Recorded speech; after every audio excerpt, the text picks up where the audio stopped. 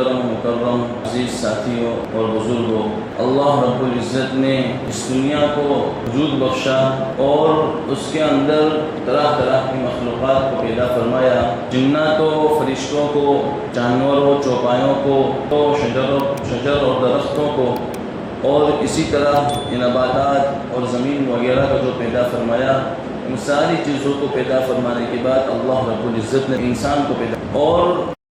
انسان کو پیدا فرمانے کا مقصد اللہ رب العزت نے خود قرآن کریم میں بیان فرما دیا ہے کہ لِيَبْلُوَكُمْ أَيُّكُمْ أَحْسَنُ عَمَلًا، کہ اللہ رب العزت آزماوے کہ تم میں سے کون اچھے اعمال کر کے آتے ہیں۔ تو شروع ہی سے آزمائش اور امتحانات کے مراحل شروع ہو گئے ہیں۔ چنانچہ حضرت آدم علیہ السلام کے ساتھ ہی سب سے پہلا امتحان پیش آیا اور وہ اپنے امتحان میں کامیاب نہ ہوئے، جو کہ جنت کے اندر اللہ رب العزت نے ان کو ایک درخت کے پاس جا کر کے وہاں کے پھل اور وہاں کے بیج کو کھانے سے منع فرمایا تھا، لیکن شیطانی وسوسوں کی وجہ سے اور دوسری کسی چیز کی وجہ سے، یا یہ کہ آزمائش ہی کی بنیاد پر وہ اس درخت کے پھل کو اور اس درخت کے بیج کو کھایا، اور اس کے نتیجے میں اللہ رب العزت نے گویا کہ ان کو ایک قید خانے میں اور جیل کے اندر بھیج دیا۔ اور جب جیل کے اندر اور قید خانے کے اندر آدمی جاتا ہے تو وہاں اس کو مصیبتوں کا سامنا کرنا ہی پڑتا ہے، چاہے وہ جیل اور قید خانہ VIP کے طور پر اس کے لیے بنایا گیا ہو، 5 اسٹار ہوٹل کی طرح اس کے لیے بنایا گیا ہو، لیکن قید خانہ ہی ہوا کرتا ہے۔ اور انسان کو دنیا میں بھیج کر اس کو 2 طرح کے اختیارات دیے ہیں۔ ایک اختیار تو یہ کہ وہ نیک اعمال کرے، اللہ کی عبادت کرے،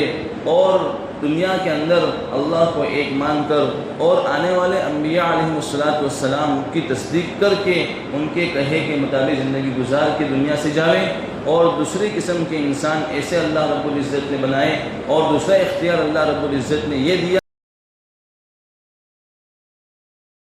کہ وہ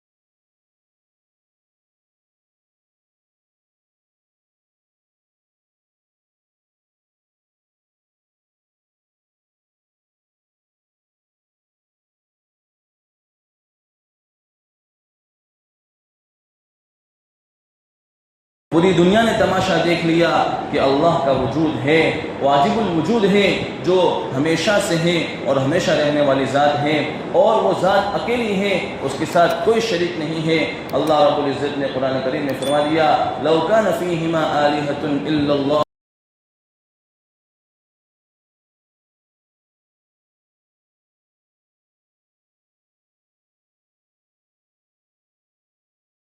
تباہ، اور اس دنیا کے اندر 2 معبود ہوتے تو دنیا کب سے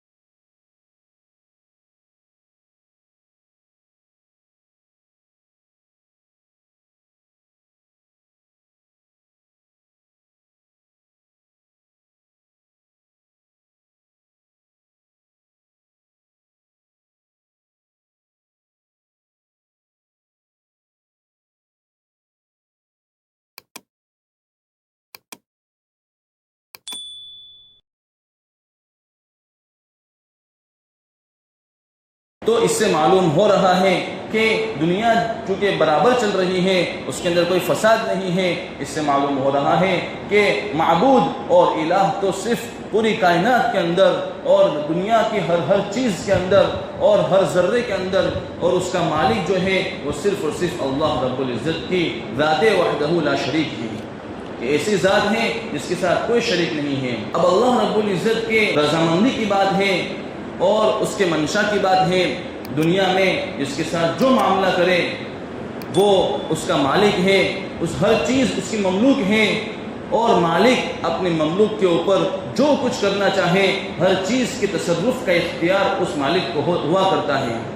اگر چاہے تو اپنا بنایا گھر توڑ ڈالے، اس کو کوئی روک نہیں سکتا۔ بھائی تو کیوں گھر توڑ رہا ہے؟ بس اس کی حکمتیں ہیں، اس کی مصلحتیں ہیں، اس کی بنیاد پر میں اس کو توڑ رہا ہوں۔ مالک کے علاوہ غیر مالک اس چیز کے بارے میں اس کی حکمتوں کو اور مصلحتوں کو اور اس کے اندر کی پوشیدہ چیزوں کو وہ نہیں جانتا، اور اللہ رب العزت تو اس کائنات کے ذرے ذرے کو بنانے والے ہیں، تو اللہ رب العزت بخوبی اس چیز کو جانتے ہیں کہ اس چیز کو باقی رکھنے میں کیا مصلحت ہے اور دوسری چیزوں کو باقی نہ رکھنے میں کیا مصلحت ہے۔ اللہ رب العزت بخوبی جانتے ہیں، اور اس کی ملک ہے، آدمی اپنی پراپرٹی کے اندر جو کچھ کرنا چاہے وہ کر سکتا ہے۔